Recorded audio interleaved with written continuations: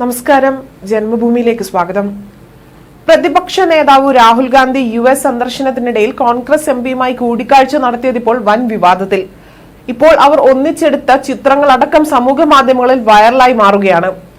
ചരിത്രത്തിൽ ആദ്യമായാണ് ഇന്ത്യയിലെ ഒരു പ്രതിപക്ഷ നേതാവ് ഇന്ത്യ വിരുദ്ധ അജണ്ടയുമായി പരസ്യമായി നടക്കുന്ന ഒരു US കോൺഗ്രസ് എംപിയുമായി കൂടിക്കാഴ്ച നടത്തിയതെന്ന് BJP നേതാവ് സുധാംശു ചതുർവേദി പറഞ്ഞു.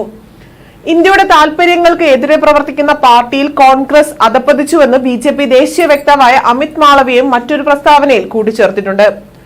ഇരു നേതാക്കളും രാഹുൽ ഗാന്ധിയുടെ US സന്ദർശനത്തിനെയാണ് വിമർശിച്ചത്.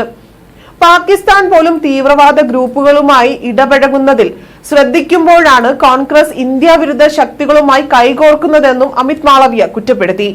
സ്വതന്ത്ര കാശ്മീരിനു വേണ്ടി വാദിക്കുന്ന ഇൽഹാൻ ഒമർ എന്ന അമേരിക്കയിലെ ഡെമോക്രാറ്റിക് പാർട്ടിയുടെ US കോൺഗ്രസ് അംഗമായ ഇൽഹാൻ ഒമറുമായാണ് രാഹുൽ ഗാന്ധി കൂടിക്കാഴ്ച നടത്തിയത്. പാകിസ്ഥാൻ സ്പോൺസർ ചെയ്യുന്ന ഇന്ത്യ വിരുദ്ധ ശബ്ദമായ ഇൽഹാൻ ഒമറുമായി രാഹുൽ ഗാന്ധി കൂടിക്കാഴ്ച നടത്തിയത് ആശങ്ക ഉളവാക്കുന്നതാണ് എന്ന് അമിത് മാളവിയ വിമർശിക്കുന്നു. പണ്ടൊക്കെ രാഹുൽ ഗാന്ധി കുട്ടിക്കളിയാണ് കാണിച്ചിരുന്നത് എങ്കിൽ ഇന്ന് രാജ്യവിരുദ്ധ പ്രവർത്തനങ്ങൾ വഴി തീക്കളിയാണ് കളിക്കുന്നതെന്നും BJP നേതാവ് സുധാംശു ചതുർവേദി പറഞ്ഞു. ചരിത്രത്തിൽ ആദ്യമായാണ് ഇന്ത്യയിലെ ഒരു പ്രതിപക്ഷ നേതാവ് ഇന്ത്യ വിരുദ്ധ അജണ്ടയുമായി പരസ്യമായി നടക്കുന്ന ഒരു US കോൺഗ്രസ് എംപിയുമായി കൂടിക്കാഴ്ച നടത്തിയത്.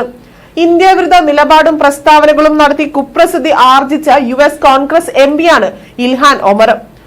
അതുപോലെ സിഖുകാരെ കുറിച്ച് നടത്തിയ രാഹുൽ ഗാന്ധിയുടെ പ്രസ്താവനയ്ക്ക് പിന്തുണ ലഭിച്ചത് ഖാലിസ്ഥാൻ നേതാവായ ഗുർപത് പന്ത് സിംഗ് പന്നുവിൽ നിന്നാണ് എന്നത് ദൗർഭാഗ്യകരമാണ് എന്നും അദ്ദേഹം പറഞ്ഞു.